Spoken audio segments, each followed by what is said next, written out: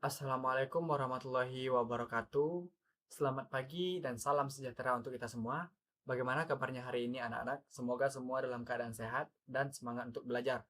Sebelum memulai pembelajaran, perkenalkan terlebih dahulu nama saya Arfel Rafli dan rekan saya Dola Chandreni. Pada kesempatan kali ini kami akan menjelaskan materi tentang motor DC atau direct current motor. Sebelum masuk ke materi, kami ingin bertanya, siapa yang pernah bermain mobil remote control atau mungkin pernah menggunakan kipas angin mini yang menggunakan baterai? Nah, ketika alat-alat tersebut dinyalakan, kenapa bisa bergerak atau berputar? Apakah ada orang kecil di dalamnya yang mendorong roda atau baling-balingnya? Tentu tidak. Di dalam alat tersebut terdapat sebuah komponen yang disebut juga motor DC. Hari ini kita akan mempelajari atau apa itu motor DC, bagaimana dan eh, apa-apa saja bagian-bagiannya dan cara kerjanya. Yang pertama itu saya akan membahas tentang pengertian dan fungsi motor DC. Nah, coba kalian bayangkan tubuh manusia. Ketika kalian berlari, bermain bola, atau mengangkat tas sekolah, kalian membutuhkan otot. Tanpa otot, tubuh kita tidak akan bisa bergerak. Nah, pada mesin atau alat elektronik, motor DC ini bisa diibaratkan sebagai otot mesin. Motor DC adalah alat yang berfungsi mengubah energi listrik arus searah atau DC menjadi energi gerak berupa putaran. Kalau tubuh manusia mendapatkan energi dari makanan, motor DC mendapatkan energi dari listrik atau baterai. Ketika listrik masuk ke motor, motor akan menghasilkan putaran yang dapat digunakan untuk menggerakkan roda, kipas, pompa, robot, dan berbagai peralatan lainnya. Karena itulah motor DC banyak digunakan dalam kehidupan sehari-hari maupun di dunia industri. Selanjutnya saya akan membahas tentang bagian-bagian utama motor DC. Sekarang kita akan mengenal bagian-bagian utama motor DC. Yang pertama itu adalah stator. Stator adalah bagian yang diam atau tidak bergerak. Eh, Coba kalian bayangkan kalian sedang bermain sepak bola. Lapangan sepak bola itu tidak bergerak, tapi menjadi tempat kalian bermain. Nah, stator seperti lapangan sepak bola tersebut. Dia menyediakan medan magnet yang dibutuhkan agar motor dapat bekerja. Yang kedua itu ada rotor atau armatur. Rotor adalah bagian yang berputar. Jika stator adalah lapangannya, maka rotor adalah pemainnya. Rotor inilah yang menggerakkan dan menghasilkan putaran pada motor. Yang ketiga yaitu adalah brush atau sikat karbon. Brush berfungsi menyalurkan arus listrik ke rotor. Bayangkan seperti kurir yang mengantarkan paket. Kalau kurirnya tidak datang, paket tidak akan sampai. Begitu juga jika brush tidak bekerja, listrik tidak akan sampai ke rotor. Yang keempat itu adalah komutator. Komutator berfungsi mengatur dan membalikkan arah arus listrik. Bayangkan kalian sedang mendorong ayunan. Agar ayunan itu terus bergerak, kalian harus memberikan dorongan pada waktu yang tepat. Nah, komutator bertugas memberikan dorongan listrik pada waktu yang tepat agar rotor terus berputar. Yang kelima itu poros atau shaft. Poros berfungsi meneruskan putaran motor ke bagian yang lain. Bagaimana pada kipas angin, poros meneruskan putaran motor ke baling-baling sehingga baling-baling dapat berputar. Selanjutnya saya akan membahas prinsip kerja motor DC. Sekarang kita masuk ke bagian yang paling penting, yaitu cara kerja motor DC. Saya ingin kalian membayangkan dua buah magnet. Pernah mencoba mendekatkan dua buah magnet? Jika kutub yang berbeda didekatkan, mereka akan saling tarik-menarik. Tetapi jika kutub yang sama didekatkan, mereka akan saling tolak-menolak. Nah, motor DC memanfaatkan prinsip ini. Ketika arus listrik mengalir kepada kumparan rotor, rotor berubah menjadi magnet sementara. Di sekitar rotor sudah ada medan magnet yang dihasilkan oleh stator. Karena sama-sama memiliki medan magnet, maka akan terjadi gaya tarik dan gaya tolak. Gaya inilah yang membuat rotor mulai berputar. Tetapi kalau hanya sekali dorong, rotor akan berhenti. Disinilah peran komutator. Komutator terus membalikkan arah arus listrik sehingga rotor selalu mendapatkan dorongan untuk berputar. Hmm, Lalu coba kalian bayangkan, kalian sedang mengayuh sepeda. Selama kalian terus mengayuh, sepeda akan terus berjalan. Kalau berhenti mengayuh, sepeda kelamaan akan berhenti. Begitu juga motor DC.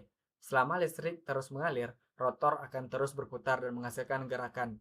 Jadi sederhana. Jika listrik dari listrik masuk lalu menuju ke rotor menjadi medan magnet, lalu terjadi gaya tarik dan gaya tolak, lalu dilanjutkan rotor berputar dan selanjutnya motor menghasilkan gerakan. Mungkin segitu saja. Materi selanjutnya akan dilanjutkan oleh rekan saya Dola Chandra ini. 4. Menganalisis faktor-faktor yang memengaruhi kecepatan putaran motor DC. Kecepatan putaran motor DC tidak selalu tetap, melainkan dipengaruhi oleh beberapa faktor penting. Faktor pertama adalah tegangan suplai yang diberikan ke motor. Semakin besar tegangan yang diberikan, semakin tinggi kecepatan putaran motor. Sebaliknya, jika tegangan diturunkan, kecepatan motor juga akan menurun. Faktor kedua adalah kuat medan magnet yang dihasilkan oleh kumparan medan.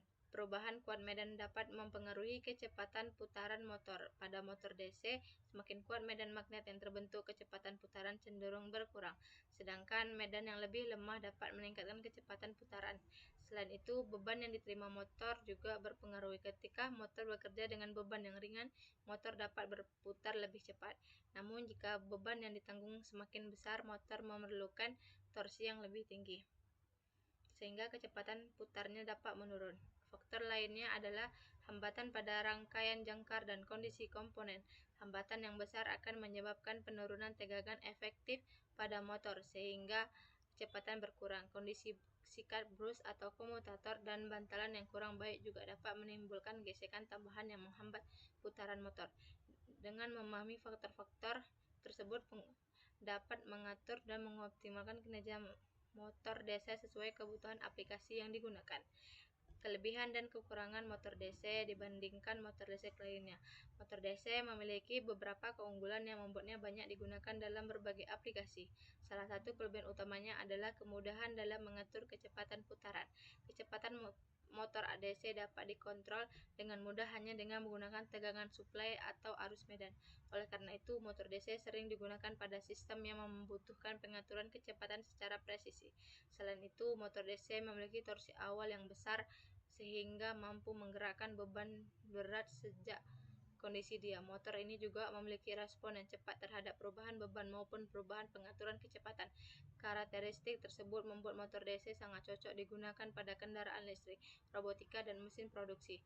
Meskipun demikian, motor DC juga memiliki beberapa kekurangan. Adanya sikap brus dan komutator menyebabkan motor memerlukan perawatan secara berkala karena komponen tersebut dapat mengalami keausan akibat gesekan selama operasi.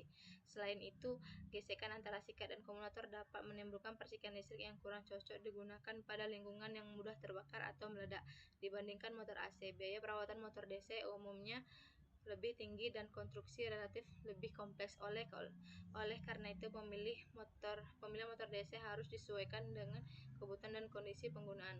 Mengidentifikasi penerapan motor DC dalam peralatan rumah tangga maupun industri. Motor DC banyak dimanfaatkan dalam kehidupan sehari-hari maupun di bidang industri karena memiliki kemampuan pengaturan kecepatan yang baik dan torsi yang tinggi.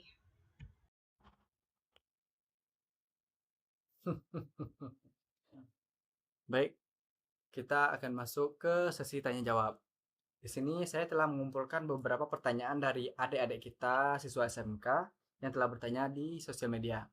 Yang pertama itu ada pertanyaan dari Raka Gibran. Dia bertanya, Pak, kenapa motor DC membutuhkan medan magnet? Kenapa tidak cukup hanya menggunakan arus listrik saja? Pertanyaan yang cukup bagus ya Raka. Karena arus listrik sendiri tidak langsung membuat rotor berputar. Agar muncul gerakan, harus ada interaksi antara arus listrik dan medan magnet. Bayangkan kalau ingin bermain tarik tambang, jika hanya ada satu tim, permainan tidak akan terjadi. Harusnya harus ada dua tim yang saling tarik menarik. Begitu juga pada motor DC, arus yang mengalir pada rotor dan medan magnet dari stator harus bekerja bersama agar menghasilkan gaya yang dapat memutar rotor. Mungkin segitu saja ya Raka.